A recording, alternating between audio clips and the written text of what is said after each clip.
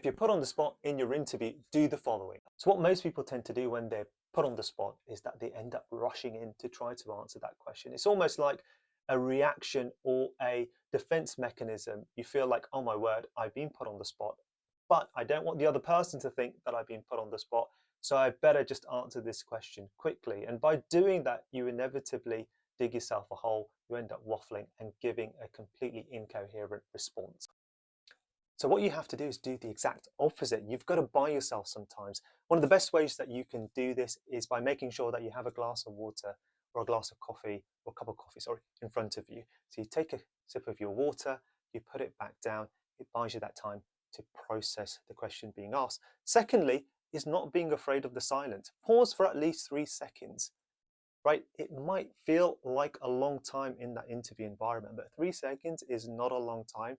But for your brain, it's plenty of time.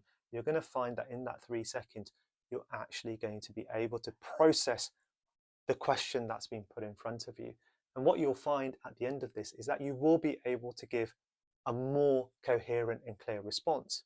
And if at this point you still haven't come up with anything, you can go to this last resort option, and that is to actually generally talk around the topic that has been mentioned in the question.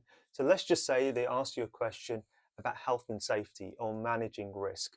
You've been put on the spot, you didn't expect that question. So what you do is you generally start talking about health and safety, how health and safety is very important within your industry, and how without health and safety, there'll be a lot of issues such as issue A and issue B. And by talking generally around the topic, what it does, it gives you a bit of time to kind of play around with the topic in your brain. And by that point, you're gonna come up with something crystal clear and specific to that question. You just got to hope that that will happen. And usually from my experience, if you're present and in control, something will come up, which then you can latch on to and actually then go ahead to answer the question. Like and follow for more, and I'll see you in the next video.